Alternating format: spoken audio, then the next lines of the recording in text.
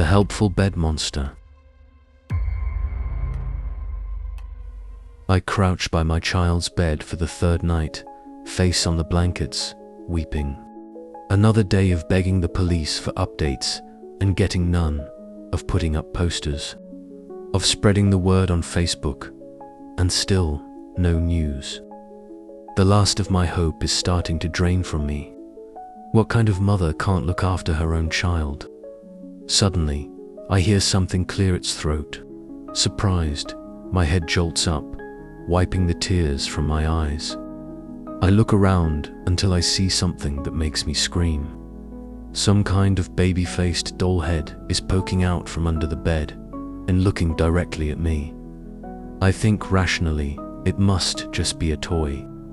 My vision is still blurry, so I'm not seeing it right. I go to rub my eyes again, but then it speaks. About your child, it says, I need your help. Acting purely on animal instinct, I stand up and run to my room. Shuffling through my nightstand, I grab my gun and stand there with my back against the wall, trying to figure out what to do. Do I hide here or go back to Andy's room? An answer is given to me as the doll head extends itself from my own bed, and I see that it's attached to some kind of stalk. There's no need to be afraid. I'm Andy's friend. I shoot, but I miss, putting a hole in my floor. The head retracts back under the bed. Okay, I see you're disturbed. Adults' minds aren't as flexible as children's, so this reaction is expected. Would you be more comfortable if I talked under here? I crouched down and tried to see under the bed, starting to regain some calm. I left my phone in the other room, and the light switch is on the opposite wall, so only the dim hallway light illuminates. Whatever it is, all I can see is some kind of amorphous shape and the faint outline of the doll's head. Like I said, I'm Andy's friend. I was disturbed when he didn't come to bed 2 nights ago. I couldn't find him anywhere. I returned here to hear you talking to the police, and that's when I knew something was wrong. Finally managing to speak, I stammer, "What are you?" That's not really important right now, but let's just say I'm a protector. Unfortunately, my influence is limited to the undersides of beds. A protector? Are you saying you can help me find Andy? Not quite. Actually, I've already found him. I just can't get him out. I spring to my feet, ready for action. Where? Tell me where to go. Unfortunately, I can't tell you where it is in terms of your world's geography. In terms of what? I can't guide you there, but I can take you there. My head is spinning. How can you do that? Well, you'll have to join me under here and allow me to envelop you. I'm not sure what that means exactly, but it sounds terrible. It's the only lead I've got. If you can really do that, let me get my phone, of course. I go to the other room and grab my phone from the nightstand. As I do, I look down and see the doll head watching me once more from Andy's bed. I crouch down, aiming my phone at the creature, and go to turn the flashlight on. I wouldn't do that, it says. I think it will make your journey more distressing if you do. I consider turning it on anyway, but decide that it doesn't really matter. When I get under that bed, it's either going to kill me or take me to Andy. Knowing what it looks like won't change that. You should hurry.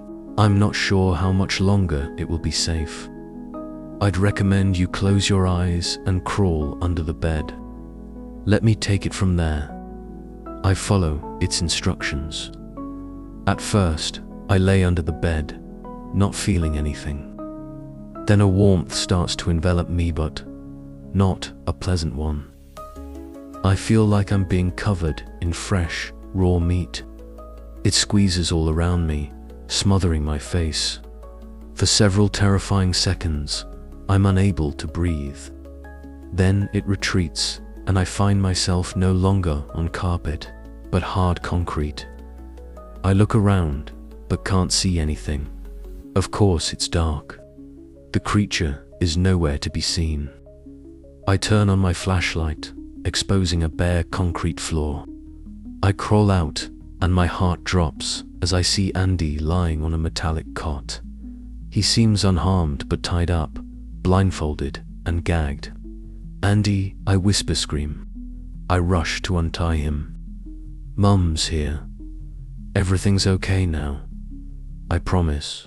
Even after ungagging him, he's silent, most likely too terrified to speak. I hug him tight, then look around. The room is large, maybe an abandoned workshop. Other children are tied up similarly. I take pictures, a screenshot of my location, and text them all to the police. I start untying another child when I hear footsteps outside. They're getting closer. I think of the gun in my pocket, but don't want to risk it not with Andy here. I crouch under the bed. PSSST, thing, get us out of here. No reply.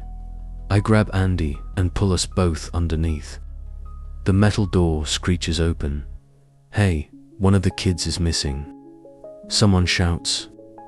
They're getting closer. I grip the gun. Luckily, I don't need to use it, as I feel the warmth spreading across my back again. "Apologies," the thing whispers. After another revolting trip, Andy and I are back on the warm carpet. I hold him close and sob. The warmth rests on both our shoulders, like a strange attempt at comfort. I tuck Andy into bed. Soon, the police call. They ask how I found the place. I have no real answer. I just say okay and lie next to Andy, savoring every second. As I lay there, the doll head rises again above the edge of the bed. Its stitched smile seems wider than before. It says nothing, and I don't ask. I don't know what that thing truly is, or what it wants. Maybe one day I'll understand. But for now, Andy is safe, and that's all that matters.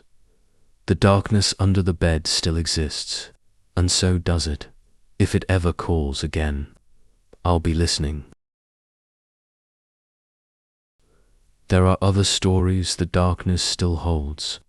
Other children, other voices, other things that speak from beneath the bed. And this was only the beginning. Subscribe to Velvet Void for more tales from the shadows. We'll be waiting.